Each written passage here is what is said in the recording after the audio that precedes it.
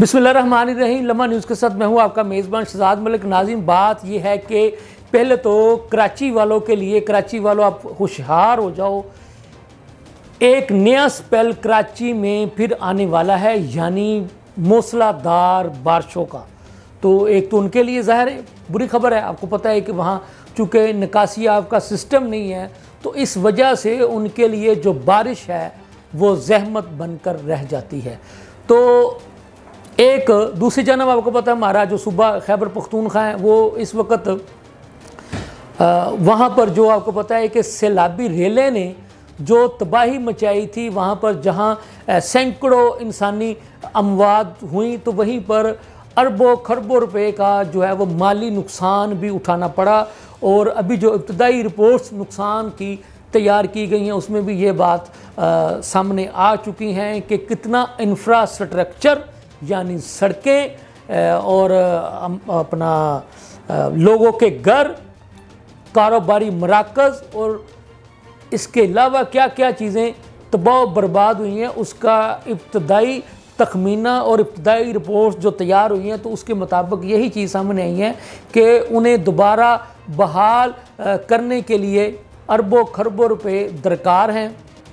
तो वफाकी हुकूमत जिसके सरबरा जनाब वज़ीर-ए-आज़म पाकिस्तान शहबाज शरीफ साहब, सूबाई हुकूमत जिसकी सरबरा अली अमीन गंडापुर साहब, ये मिलकर कोशिशें कर रहे हैं कि उन्हें दोबारा अपने पाँव पर खड़ा किया जा सके। आपके इल्म में ये बात है कि वज़ीर-ए-आज़म जनाब शहबाज शरीफ साहब ने कहा कि मेरा दिल खून के आंसू रो रहा है कि मेरे एक सूबे के बहन भाई जो हैं वो इस कदर जो है कुदरती आफत का शिकार हुए कि उन्हें जहां अपनी जानों से हाथ धोना पड़ा, तो वहीं उन्हें माली नुकसानात का भी जो माली नुकसान हुआ उसकी भी कोई हद नहीं रही।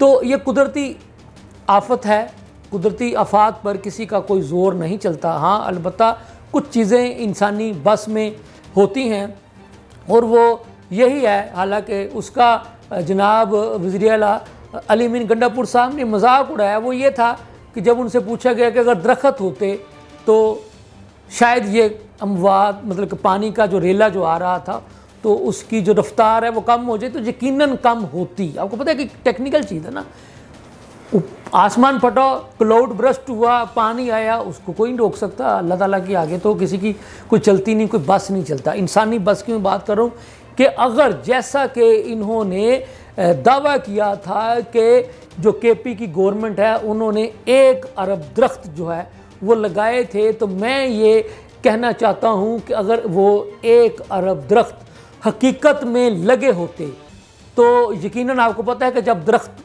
लग जाते हैं और वो बढ़ जाते हैं तो वो नीचे से ज़मीन की पर उनकी जड़ें होती हैं, और जब वो दरख्त ऊपर की तरफ आता है तो जब वो पानी के रेले आने तो लामहला उस पानी की शिद्दत से, उस पानी की तेज़ रफ्तार से वो दरख्त तो ज़रूर उखड़ सकते थे ज़मीन से, लेकिन जब वो उखड़ना था तो पानी की रफ्तार ने टेक्निकली कम तो होनी थी।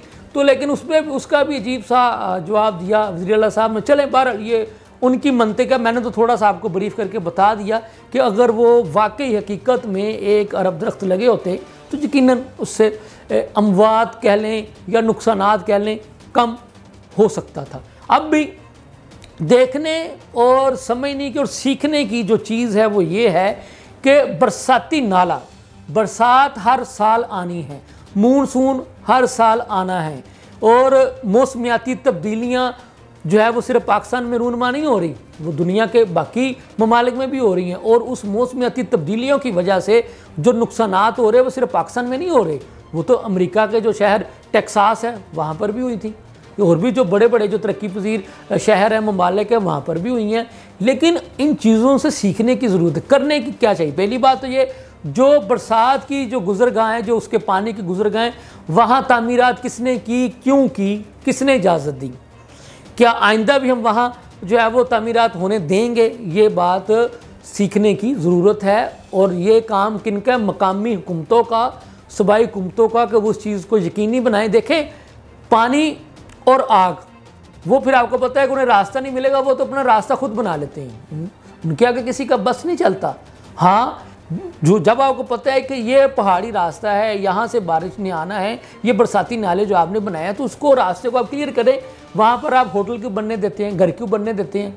अगर वहाँ पर किसी ने ज़ोर ज़बरदस्ती करके बना लिया है तो वो मकामी कुमते और जो बिल्डिंग इंस्पेक्टर्स होती हैं, जो मुतलका जो इदारे हैं, वो क्या कर रहे हैं उनसे हुकूमतें पूछे ना।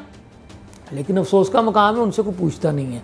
तो जो मैंने कहा, मैं कोई सियासत नहीं कर रहा, कोई तनकीद का निशाना नहीं बना रहा, ये कह रहा हूँ कि हमें अपनी इस्लाह करनी चाहिए, देखना चाहिए कि कहाँ कहाँ पर हमसे गलतियाँ हुई, कोताहियाँ हुई, जिसका खुमियाजा हमें भुगतना पड़ रहा है, और इस गलतियों को कम कैसे किया जा सकता है, गलतियों से सीखा कैसे जा सकता है। सीखना चाहिए, सीखने का अमल हर वक्त जारी रहता है, और जो इंसान गलती ना करे, इंसान तो गलतियों का पुतला हो जाती है, लेकिन सीखना चाहिए।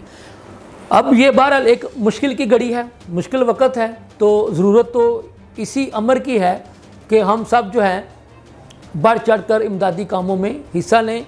जो जिसकी भी सकत है उसमें अपना हिस्सा डालें, तो इंशाअल्लाह ताला अल्लाह करेगा कि वो हमारे जो सूबा खैबर पख्तूनख्वा के बहन भाई हैं वो एक दिन फिर अपने पाँव पर खड़े हो जाएंगे। अब बात हो रही थी कराची की। अब कराची का भी इंफ्रास्ट्रक्चर जो है उसको बेहतर करने की ज़रूरत है। तो यकीनी तौर पर उसको बेहतर जो है, वो जो कराची की जो गवर्नमेंट है, जो कराची के मेयर हैं जनाब मुर्तज़ा वहाब साहब, जनाब बिलावल भुट्टो ज़रदारी साहब, जो पीपल्स पार्टी के सरबराह हैं, जिनकी वहाँ पर सूबाई हुकूमत है, उनको वहाँ पर देखने की ज़रूरत है कि क्या वजह है। इस पहली बात ये कुदरती आफत, कुदरती चीज़ बारिश, उसके आगे कोई कुछ नहीं कर सकता। लेकिन वहाँ आई आफत, कराची में हो रही हैं बारिशें, और कराची में जब भी बारिश होती है तो आपको पता है कि वो कराची वाले बेचारे बारिश नहीं मांगते। मेरी बात को सुनकर यकीनन हर किसी का कोई ना कोई अजीज़ कराची में होगा, तो वो इसलिए नहीं मांगते कि उन्हें पता है थोड़ी बारिश हो या ज़्यादा बारिश हो, उनका पानी जो है ना, बारिशी पानी, वो नहीं निकलना। क्यों नहीं निकलना? कि वहाँ पर इंफ्रास्ट्रक्चर नहीं है, वहाँ पर निकासी आपका सिस्टम नहीं है। तो अगर किसने बनाना है? हुकूमत ने बनाना है ना, जिसकी भी हुकूमत है, वो चाहे MKM की होगी तो वो जवाब दे होंगे, जमात इस्लामी की होगी तो वो जवाब दे होंगे। चूँकि इस वक्त पीपल्स पार्टी की हुकूमत है, तो लाम आलम हमने उनसे ही पूछना है ना। तो लाम आलम जो उस जमात के सरबराह हैं जनाब बिलावल भुट्टो ज़रदारी साहब, हमने उनसे पूछना है ताकि वो अपने वज़ीर आला से पूछे कि भाई आपने, क्या आपको नहीं पता हर साल मानसून आता है, हर साल बरसात का मौसम आता है, तो आपने क्या करना है? वहाँ पर जो कहा जाता है वो यही कहा जाता है कि गुज्जर नाले के अतराफ़ में जो बरसाती नाले हैं वहाँ पर तजावज़ात हैं। फिर वही बात आ गई, तजावज़ात का ख़ात्मा किसने करना है? एक दूसरे पर जिम्मेदारियाँ डालने से बरियल ज़िम्मा नहीं हुआ जा सकता। जो भी ज़िम्मेदार हैं उनको कटहरे में लाया जाए। जिन जिन सरकारी अफसरान ने वहाँ पर तामीरात होने दी उनको भी कानून के मजबूत शिकंजे में लाया जाए। जब तक आप एक दो लोगों के ख़िलाफ़ सख्त कानूनी कार्रवाई नहीं कर लेते तब तक इस तरह के काम होते रहेंगे। जैसे इस वक्त मैं आपको बताता हूँ लाहौर में कि जी वो मुख्तलिफ जो इलाकों में वो जा रहे हैं, वो कहते हैं कि जी फ़र्ज़ किया यहाँ पे 50 फुट की सड़क थी नक्शे के मुताबिक, अब 30 फुट रहेगी, 20-20 फुट आपने जो है ना वो तजावज़ात खड़ी कर दी हैं, किसी ने थड़े बना लिए हैं, किसी ने सड़क का रास्ता बीच में ले लिया, घर में ले लिया या दुकान में ले लिया। मेरा ये सवाल है, जब वो रास्ते जो सड़क गवर्नमेंट की थी, यानी कि जो 50 फुट थी उसमें से उन्होंने 20-20 फुट वो ले रहे थे, कब्ज़ा कर रहे थे, अब यानी अपने थड़े बना करके या गुजरगाह बना कर या दुकान बना करके, तो उस वक़्त के जो मुतलका टाउन के जो अफसरान थे, यानी जिनको बिल्डिंग इंस्पेक्टर्स कहते हैं, या आपको पता है कि एंटी तजावज़ात की जो फोर्स हैं, वो जो अफसरान, वो मुलाजमीन क्या कर रहे थे? उन्हें कौन पूछेगा कि भाई आपने ये तामीरात क्यों होने दी, आपने ये नाजायज़ तामीरात, आपने ये नाजायज़ कब्ज़े क्यों होने दे? अब आप वो गिरा रहे हैं, अच्छी बात है, लोगों के जिन्होंने बनाए थे उनका नुकसान हो रहा है, अच्छी बात है, क्योंकि उन्होंने गलत काम किया था। जिसने होने दिया उसको आपने क्या सज़ा दी? जिसने होने दिया, जब तक आप उसको सज़ा नहीं देंगे, तजवीज़ दे रहा हूँ, जिसने होने दिया उससे वो पैसे ले कर के उसको दें जिसका वो आप गिरा रहे हैं। जब उससे पैसे वसूल करेंगे, उसकी नौकरी को ख़त्म करेंगे, उसको नौकरी को ख़त्म करके जेल में डालेंगे, उसको सज़ा नहीं देंगे, तो वो भले कल को अफसर मैं लग जाऊँ, मैं भी होने दूंगा, क्योंकि मुझे पता है, मुझे किसी ने पूछना ही नहीं।